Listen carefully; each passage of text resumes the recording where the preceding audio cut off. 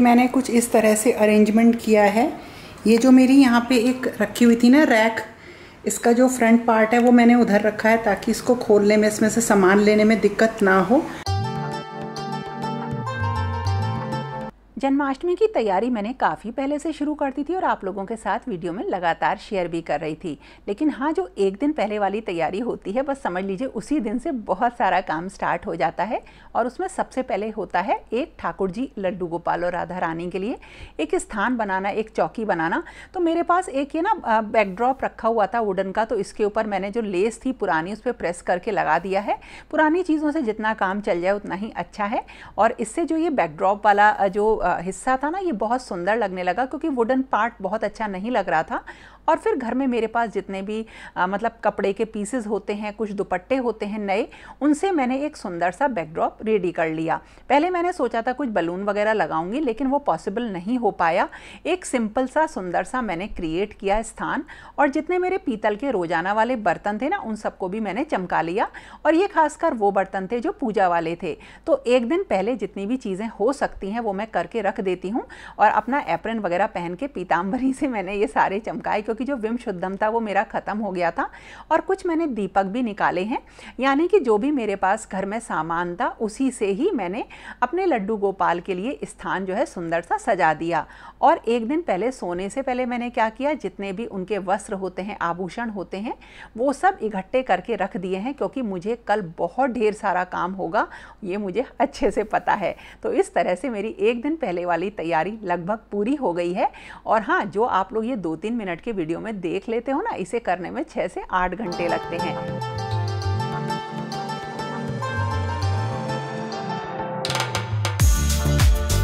और अब दिन आ गया जन्माष्टमी का, और सुबह मेरे पास अचानक से बहुत सारा काम फैल गया। सबको निपटाकर मैं नहाने गई, क्योंकि मुझे आज जल्दी जल्दी सारे काम करने थे।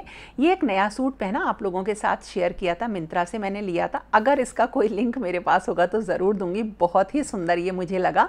और एक कोई भी नया अपना इस तरह से सूट या साड़ी में रखती हूँ, जिसे कि किसी फेस्टिवल पर मैं पहन सकूँ। और अब जो सबसे पहले काम हुआ वो हुआ बंधनवार लगाने का।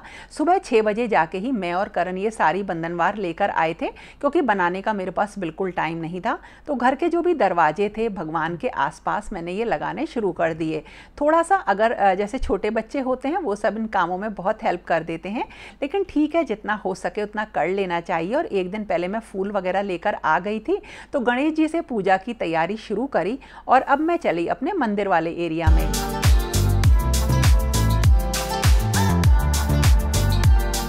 अपने मंदिर को सुंदर सा डेकोरेट करना मुझे बहुत ज़्यादा पसंद है, और जब कोई फेस्टिवल हो तो बात ही कुछ और हो जाती है। ऐसा मन करता है ना कोई और नई चीज़ लाके मैं इसमें लगा दूं। लेकिन अभी फ़िलहाल बंधनवार से और फूलों से मैंने ये स्थान अच्छे से सजा लिया। ठाकुर जी के जो मतलब सिंहासन वगैरह थे वो सब मैंने साफ़ कर लिए थे। ये काम मैंने 2-3 दिन पहले ही कर लिया था। और जो छोटे मोटे झांकी के खिलौने होते हैं उनसे मैंने ये जगह पूरी सजा दी। कुछ तो वीडियो में आपको दिख जाएंगे, कुछ नहीं दिख पाएंगे। और ये है एक सिल्वर झूला, बहुत ही सुंदर छोटा सा है। अब आप पूछोगे ये मैंने क्यों लिया, मेरे पास राधा रमन जी हैं, उनके लिए मैंने ये लिया है। छोटे से राधा रमन सरकार हैं, जिनको कि मुझे इस वाले झूले में ही झूला झुलाना है। और कुछ मैंने ना दीपक निकाल लिए थे दिवाली के, और इनको जला लिया, क्योंकि अब मुझे अपने ठाकुर जी को स्नान कराना था। तो लड्डू गोपाल को स्नान कराने के लिए यमुना जल तो मैं लेकर आती हूँ, लेकिन मेरे पास संगम का जल भी था, क्योंकि मैं प्रयागराज गई थी तो वहाँ से संगम का जल लेकर आ गई थी।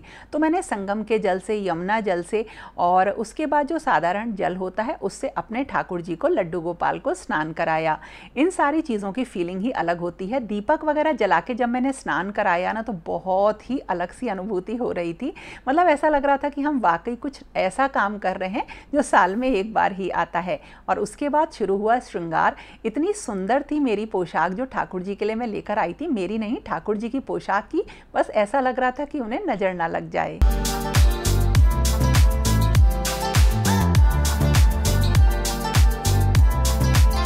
और इसके बाद जो मेरी राधा रानी है उनका मैंने स्नान कराया और उनके लिए मैं बहुत सुंदर सी ये पोशाक लेकर आई थी और ये मुझे लकीली बहुत अच्छी मिली, बहुत सुंदर मिली और ये मेरे ख्याल से बेस्ट पोशाकों में से एक है। और इस तरह से मेरे लड्डू गोपाल और राधा रानी तो तैयार हो गए और बारी आई कृष्ण भगवान की।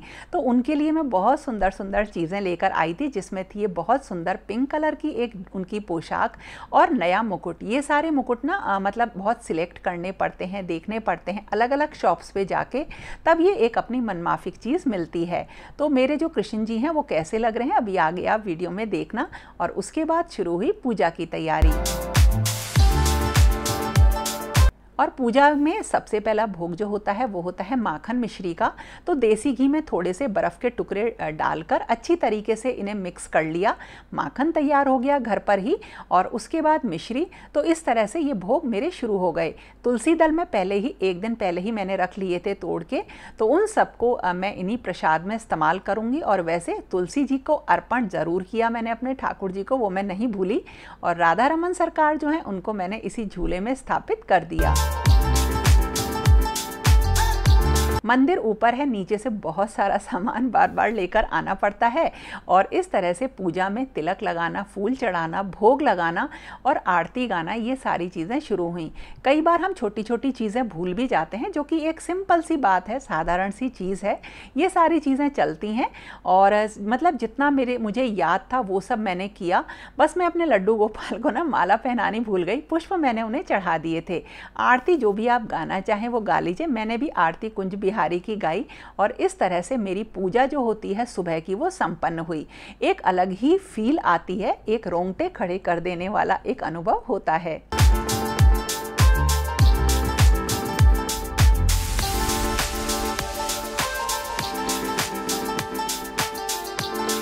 और देखिए सारे भगवान कितने सुंदर लग रहे हैं। अलग अलग भोगों से ना इस जगह की जो दिव्यता है वो और भी ज़्यादा बढ़ जाती है।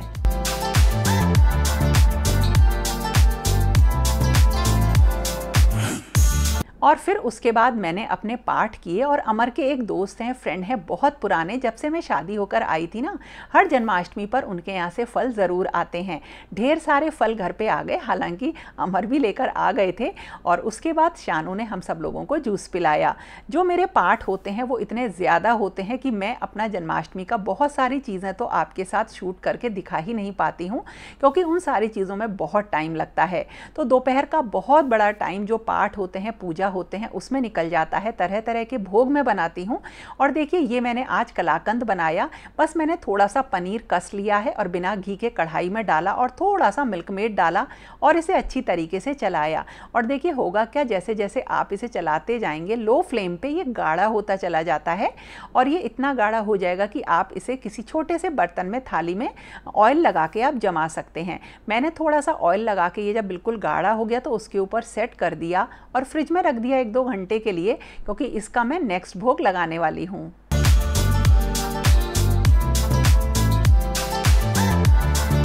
मैंने ना बांके बिहारी जी के लिए पाग बनाए थे और आप लोगों को बताया भी था, और बिल्कुल उसी तरीके से मैंने अपने लड्डू गोपाल और राधा रानी के लिए भी पाग बना लिए थे। तो एक ये चीज़ ऐसी होती है जिसका कि भोग ज़रूर लगता है। और पहले जब मैं जॉब करती थी ना तो सब लोग एक दूसरे जो पाग घर में बनते थे उनको टेस्ट करते थे। तो ये एक अलग ही तरीके की चीज़ें होती हैं, परंपराएँ होती हैं जो चली आई हैं। और इसके बाद मैंने जो है खाना बनाया, जो भोग की थाली रात को 12 बजे के बाद लगेगी उन ठाकुर जी को। और जो दिन भर के भोग थे उसमें पाग का भोग है, कलाकंद का भोग है, ये सारे भोग लगते रहे। मैंने खीर बनाई, छोले बनाए, आलू गोभी की सब्जी बनाई, आलू का झोल बनाया, मतलब बहुत ढेर सारी चीज़ें बनाई। छोले तो मैंने इसलिए बनाए ताकि बच्चे उसे खा सकें, क्योंकि उनको व्रत नहीं रखना होता है और वो जल्दी खाना खाते हैं।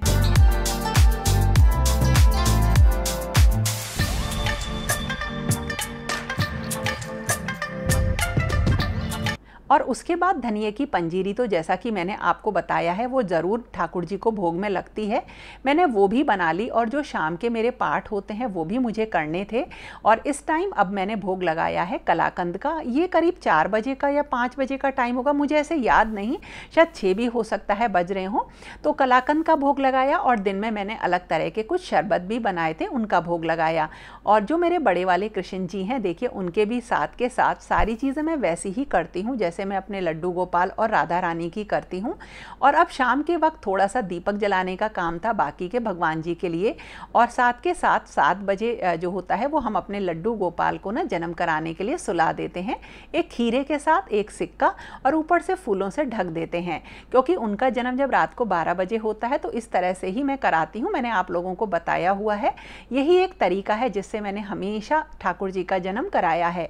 कुछ नई चीज़ें अगर पता चलती हैं तो मैं पूछकर ही उन्हें अपनी पूजा में ऐड करती हूँ। और हाँ, जो हमारी डेली की पूजा विधि होती है वो सब जितना भी त्यौहार होता है उसके साथ साथ चलती हैं। जैसे बाकी भगवान जी थे, मैंने सबको वस्त्र और पोशाकें धारण कराई जिनको कि मैं शूट नहीं कर पाई। रात के करीब 11:30 बजे थे और मैंने अब जो है उनके महाअभिषेक की तैयारी करी, जिसमें पंचामृत हम बनाते हैं, मतलब दूध, दही, बूरा, घी, शहद और थोड़े से मेवे और फल लेकर मुझे मंदिर में मैंने पूजा की तैयारी शुरू कर दी। और हाँ, इससे पहले मैंने अपने थोड़े से भजन भी गाए।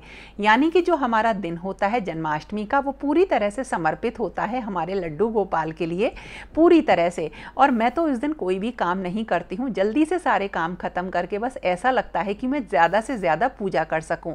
और आज तो मैं कुछ गुब्बारे, बलून वगैरह भी इसलिए नहीं लगा पाई क्योंकि मेरे पाठों का जो टाइम था वो बहुत बड़ा हो गया था। और देखिए बज गए 12।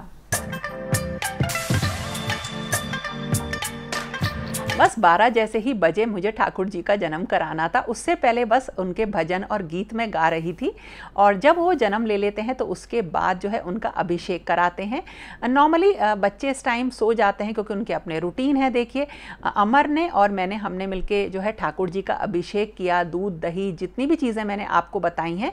अब आप पूछ रहे थे कि इसका हम क्या करते हैं। एक्चुअली ये प्रसाद होता है और इस प्रसाद को हम ग्रहण कर लेते हैं। और वैसे तो सब लोग कहते हैं कि लड्डू गोपाल को पीले वस्त्र धारण कराओ, लेकिन आज मैंने उन्हें बहुत ही सुंदर अलग तरीके की पोशाक धारण करवाई और अभिषेक करने के बाद मैंने उन्हें पीले वस्त्र धारण कराए।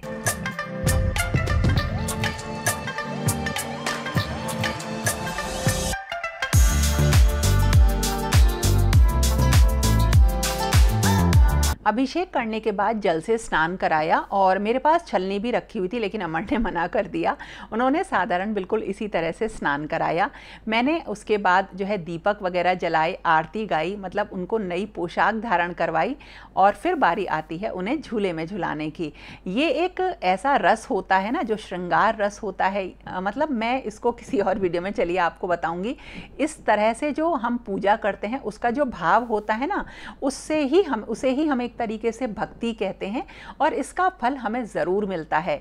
धर्म हमेशा हमें एक अच्छी चीज़ों की तरफ मोड़ता है, इसीलिए चाहे किसी भी धर्म के हों और कोई भी आपकी जिम्मेदारी हो, उसे ज़रूर पूरा करें, उसे फॉलो करें।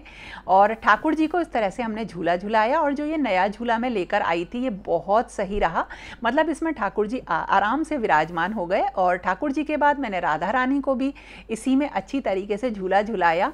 एक बहुत ही अच्छा महोत्सव रहा, मतलब दिल खुश हो गया। और जब मैं ये बात कर रही हूँ तो इस वक्त भी मेरे आंखों में आंसू आ जाते हैं और गला रुंध जाता है। लेकिन ये जो जन्माष्टमी का त्यौहार है ये मेरे अपने दिल के बहुत ही ज़्यादा करीब है, और मुझे ऐसा लगता है मेरे पास जो कुछ भी है वो मेरे प्रभु का आशीर्वाद और मेरे बड़ों का आशीर्वाद है। तो इस तरह से मैं कोशिश करती हूँ कि हर त्यौहार को जितनी मेरी कैपेबिलिटी है और जितनी मेरा भाव है उससे मैं मना सकूँ। हालांकि चीज़ें धीरे धीरे थोड़ी सी कम होती जा रही हैं, लेकिन कोशिश हमेशा मेरी जारी रहेगी। तो दोस्तों, ये था मेरा आज का वीडियो जिसमें कि मैंने जन्माष्टमी का किस तरह से सेलिब्रेट किया, मैंने जन्माष्टमी को वो आपके साथ शेयर किया। कुछ भी पसंद आया तो लाइक ज़रूर करना। तो दोस्तों, फिर मिलेंगे एक नई और इंटरेस्टिंग वीडियो के साथ। तब तक के लिए okay friends, thank you and bye bye.